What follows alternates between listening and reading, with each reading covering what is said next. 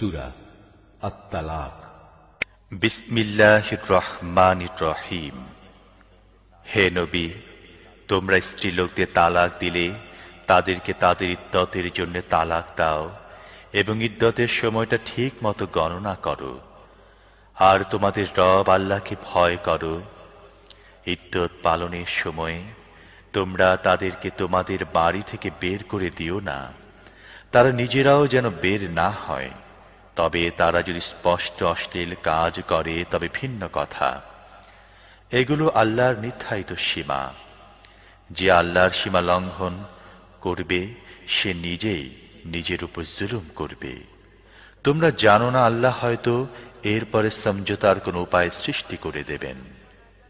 এরপর তারা যখন তাদের ইদ্দতের সময়ের সমাপ্তির পর্যায়ে পৌঁছবে তখন হয় তাদেরকে ভালোভাবে বিবাহ বন্ধনে আবদ্ধ রাখো, নয় ভালোভাবেই তাদের থেকে আলাদা হয়ে যাও। এমন দুই ব্যক্তিকে সাক্ষী বানাও তোমাদের মধ্যে যারা ন্যায়বান। হে সাক্ষীরা, আল্লাহর জন্যে সঠিকভাবে সাক্ষ্য দাও।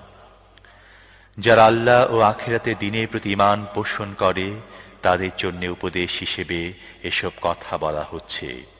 যে ব্যক্তি আল্লাহকে ভয় করে চলবে, আল্লাহ তার জন্যে কঠিন অবস্থা থেকে রক্ষা পাওয়ার উপায় সৃষ্টি করে দেবেন এবং এমন পন্থায় তাকে রিজিক দেবেন যা সে কল্পনা করতে পারে না। যে ব্যক্তি আল্লাহর উপর নির্ভর করে আল্লাহ তার জন্য যথেষ্ট। আল্লাহ তার কাজ সম্পূর্ণ করে থাকেন।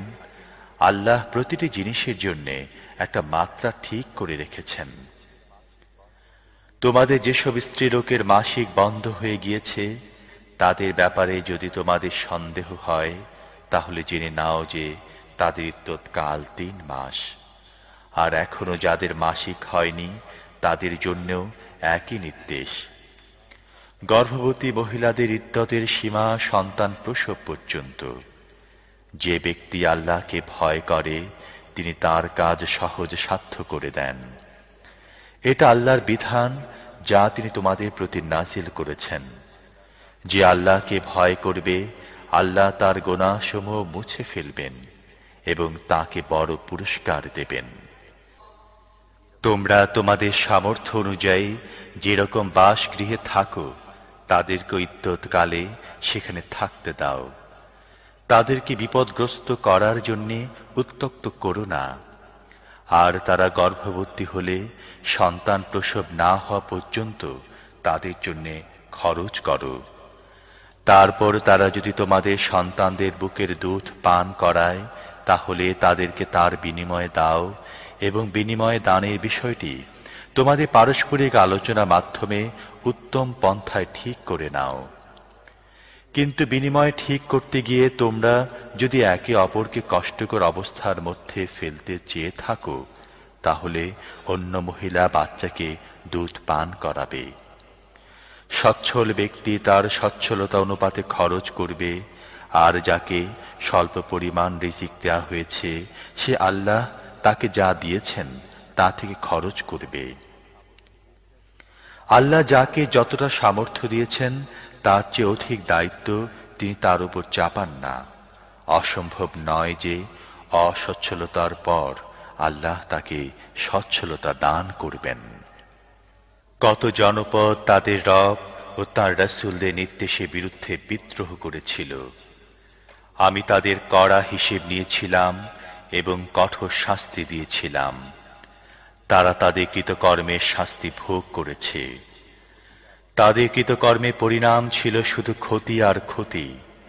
আল্লাহ আখিরাতে তাদের জন্য কঠিন শাস্তি প্রস্তুত করে রেখেছেন। অতএব হে ওইসব জ্ঞানীরা যারা ঈমান এনেছ, আল্লাহকে ভয় করো। আল্লাহ তোমাদের কাছে এক নসিহত নাজিল করেছেন, এমন এক রাসূল যিনি তোমাদেরকে আল্লাহর আয়াত পড়ে শোনান যা তোমাদের সুস্পষ্ট হিদায়াত দান করে, যাতে তিনি ঈমান গ্রহণকারী ও সৎ কর্মশীলদের অন্ধকার থেকে বের করে আলোতে নিয়ে আসেন।